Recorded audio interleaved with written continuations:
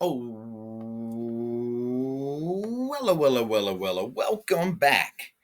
And that's not what that boar over there is saying. He's saying, oh boy, I'm about to die. So we're going to take the time now and we're going to read our beloved Castle Diary. Let's get into it.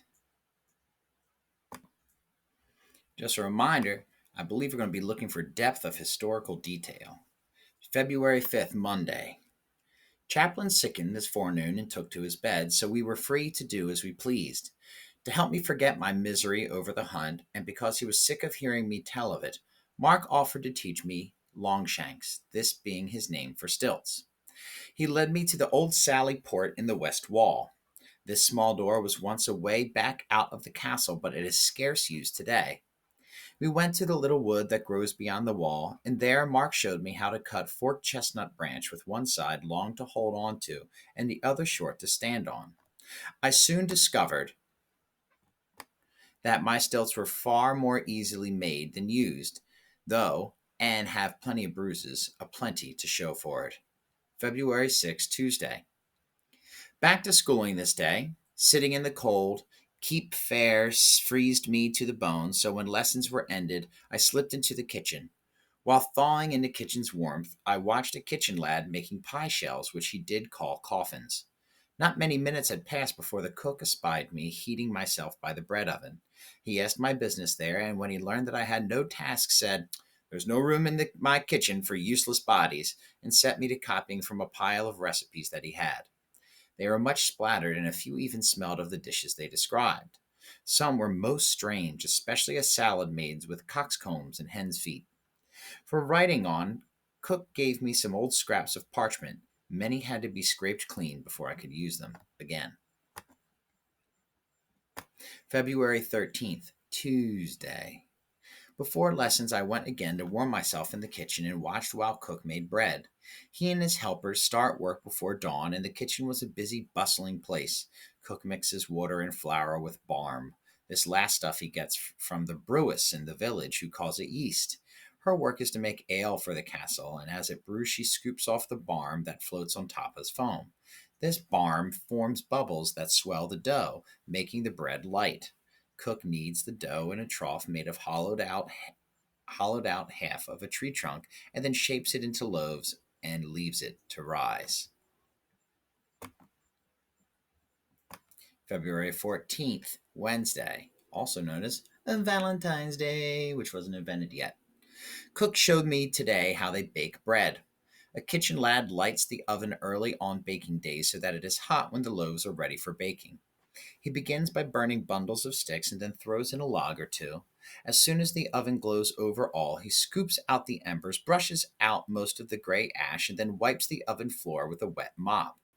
The oven hisses mightily, and steam issues from its mouth like the breath of a dragon. Cook then sets the loaves into the hot oven with a wooden shovel he calls a peel. By the way, they're comparing what? Please grab your blue magnifying glass. They're comparing the oven to the breath of a dragon, the steam from the steam issues from its mouth, the steam issues from the oven's mouth. So there's some figurative language that we've been talking about. They bake here three kinds of bread. Cook made me miniature loaves of each sort, and all kitchen staff rested at their work to watch me taste them. The best, called manchet, is made from sifted wheat and flour and is the white bread we eat in the hall. The second, brown cheap bread, I knew also, for I've seen some of the servants eat it. The last, which I did not know, they called brown bread. It was horrible, and I spat it out, which caused great mirth among those who watched. I learned later that only dogs and horses eat such bread. It is baked to use up the bran the miller sieves out from the wheat when he makes white flour. At such ill use, I ran out of the kitchen and vowed not to go back there, even if the ice freezes off all my fingers. Got 'em. February 21st, Wednesday. Tomorrow I am to spend the day at the butts, which is what they call the archery targets here, and must do so in the company of the constable. Part of his work as warden of the castle is to train the castle guards and ensure that they are constantly ready to ward off an attack. To this end, he and his men practice their fighting skills as often as the weather and other duties allow. To him also is given the task of instructing us pages in the basic points of archery, though clearly he does not relish such a chore. For when my uncle asked him to watch over me at the butts, he protested loudly. He said that I was old enough to look after myself, which is true. But my uncle silenced him, saying, "Hush, man, 'tis just for one day. Once he has the hang of it, he can practice without your help, but this is my brother's only son. What say if the lad be spiked with an arrow on the first day at yonder butts?" February 22nd, Thursday. This morn the constable and I ventured out to the butts beyond the north wall, each of us pretending we were alone. At home, I have a bow which father fashioned for me, but when I saw what they call here a boy's bow, I knew mine was but a toy. The new bow is made out of yew wood and is as tall as me, straight as an iron rod. It is almost as stiff. To bend it and fit the string takes all my strength. My arrows are the perfect twins of those castle guards use, but done in miniature. They have real goose feather flights, which are supposed to make them fly straight at the target. Oftener, though, my arrows fly elsewhere when I let go of the bowstring, and I had thought that my practice with arrows at the orchard at home last summer might help me in this new endeavor, but I am by far the poorest archer in the castle. March 3rd, Saturday. Have been neglectful of my journal of late, for studies and other tasks fill the daylight hours when it is light enough to write. I made this entry in school while I did pretend to be studying my numbers. At the butts yesterday, one of the archers showed me why his kind are so feared by our king's foes. With bow in hand, he stood before a tree with a trunk thicker than my chest. He pulled the bowstring until the veins stood out upon his face, and when he loosed the arrow, its head passed clean through the tree trunk and pierced the other side. Seeing this, the other archers jeered that he was showing off, and four more of them repeated his trick. But then, when he let fly 13 arrows in a minute, none took up his challenge to better him. March 9th, Friday. Practiced archery again. This time I was much better and pulled the string right back. But when the constable saw this, he gave me a bigger bow, so once again I am the castle dizzard at the butts. What a sentence. Of 12 arrows I shot my new bow, only 4 hit the target while 7 fell on the grass. One arrow killed a sparrow in flight. Those watching cried, "Hail!" and clapped. So I bowed low to them and said, "Not that 'twas but a fluke." March 11th, the Lord's Day, and my son's birthday. With much ceremony, a special dish was placed before me at dinner today. Baked on a skewer was that bird that I'd shot. Cook, whose jest this was, called it sparrow al arrow, and though there was scarce a mouthful of meat on the bird, it tasted well. Aw. March 12th, Monday. This morn I overheard my uncle say he was to visit the castle armory to see about some small changes to his helm. He wishes it to weigh less heavy on his head, yet better protect him at the jousts. Of this tournament I knew nothing, and I begged his leave to accompany him.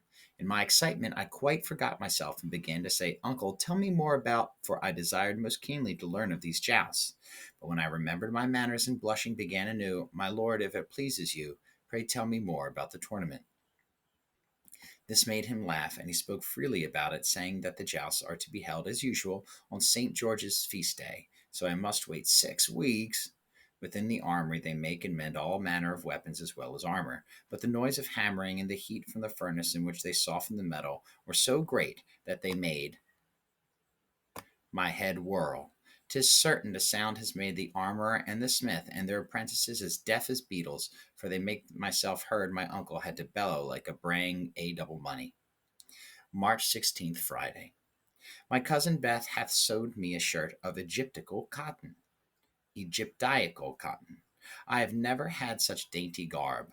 I hastened to put it on, but because it's new, the seams and stitches rubbed my skin sore.